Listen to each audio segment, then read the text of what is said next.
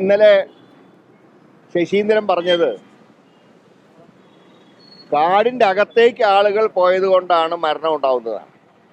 അപ്പൊ ഞാൻ ചോദിക്കുന്നത്, കഴിഞ്ഞ തവണ മാനന്തവാടിയിൽ ഒരാളെ ആന വീട്ടിൽ കയറി ചവിട്ടി കൊന്നു. അത് മാനന്തവാടി മുനിസിപ്പാലിറ്റിയുടെ അകത്ത്. അപ്പൊ മാനന്തവാടി മുനിസിപ്പാലിറ്റി വനപ്രദേശമാണോ?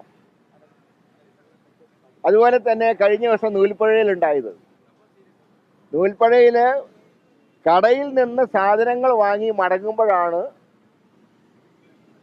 ആന ചവിട്ടി കൊല്ലുന്നത്. ഇപ്പം കാട്ടിൽ വന്യമൃഗങ്ങളുടെ എണ്ണം കൂടുകയും ആ വന്യമൃഗങ്ങൾ കാട്ടിൽ അവർക്ക് ആവശ്യമുള്ള വെള്ളവും ഭക്ഷണവും കിട്ടാതെ നാട്ടിലേക്ക് ഇറങ്ങുക. അങ്ങനെ നാട്ടിലേക്ക് ഇറങ്ങുമ്പോൾ വന്യമൃഗങ്ങളെ പ്രതിരോധിക്കാൻ സർക്കാർ പണം ചെലവാക്കുന്നില്ല. ഈ വനം വകുപ്പിന് മോഡേൺ ആയിട്ടുള്ള മയക്ക് വെടിക്ക് പോലും ഉള്ള തോക്ക് സ്റ്റോക്കില്ല. അപ്പൊ അതുകൊണ്ട് എന്ത് സംഭവിക്കുന്നു? വന്യമൃഗങ്ങളുടെ എണ്ണം പെരുകുന്നു. മുമ്പ് കാട്ടാന ആയിരുന്നെങ്കിൽ ഇന്ന് കടുവയും കരടിയും എല്ലാം നാട്ടിലേക്ക് ഇറങ്ങുക.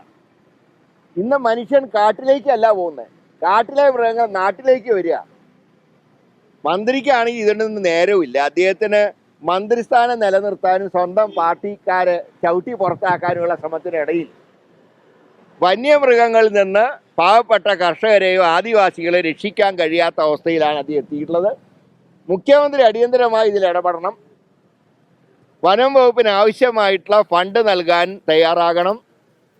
ഒന്നിനും കൊള്ളാത്ത ഈ മന്ത്രിയെ ക്യാബിനറ്റിൽ നിന്ന് പുറത്താക്കണം. ഏതായാലും തോമസ് ഇങ്ങനെ വെയിറ്റിംഗ് ലിസ്റ്റിൽ നിൽക്കുകയാണ്. അദ്ദേഹം കുറേ കാലമായിട്ട് ക്യൂ നിൽക്കുകയാണ്. ഇപ്പോൾ ഒരു വെടിക്ക് രണ്ട് പക്ഷി, ഒന്ന് ഈ മന്ത്രി പോയി കിട്ടും, തോമസിൻ്റെ അഭിലാഷം പൂർത്തീകരിക്കാനും കഴിയും. എത്രയും പെട്ടെന്ന് പരിഹാരം ഉണ്ടാക്കണം.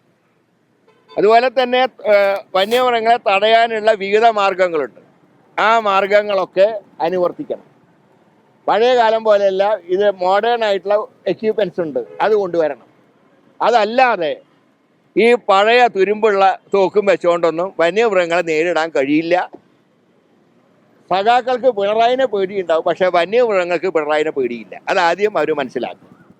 അതുകൊണ്ട് ശക്തമായിട്ടുള്ള നടപടി ഉണ്ടായില്ലെങ്കിൽ, ഇന്നിപ്പോൾ വയനാട്ടിലാണ് ഹർത്താലെങ്കിൽ നാളെ കേരളത്തിലും ഹർത്താൽ പ്രഖ്യാപിക്കേണ്ടി വരും. കാരണം ജനങ്ങളെ രക്ഷിക്കേണ്ട ചുമതല ഞങ്ങൾക്കുണ്ട്. അതിന് സർക്കാർ തയ്യാറാവില്ലെങ്കിൽ ഞങ്ങൾ കൈയും കെട്ടി നോക്കി നിൽക്കില്ല. അപ്പം അതിൻ്റെ ആദ്യ സൂചനയാണ് ഇന്നത്തെ വയനാട്ടിലെ ഹർത്താൽ. മാത്രമല്ല, അഭിവന്ദ്യ പിതാക്കന്മാർ, ബിഷപ്പുമാർ തന്നെ ഈ മന്ത്രിസഭ ഒന്നുകിൽ ഞങ്ങളെ രക്ഷിക്കണം അല്ലെങ്കിൽ രാജിവെച്ച് പോകണമെന്ന് പറഞ്ഞിട്ടുണ്ട്. അവരാരും കോൺഗ്രസ്സുകാരൊന്നുമല്ല, അവരെല്ലാ രാഷ്ട്രീയ പാർട്ടികളോടും തുല്യ അകലം പാലിക്കുന്നവരാണ്. അവർക്ക് പോലും സഹിക്കാൻ വയ്യാത്ത രീതിയിൽ കാര്യങ്ങൾ എത്തിയിരിക്കുന്നു.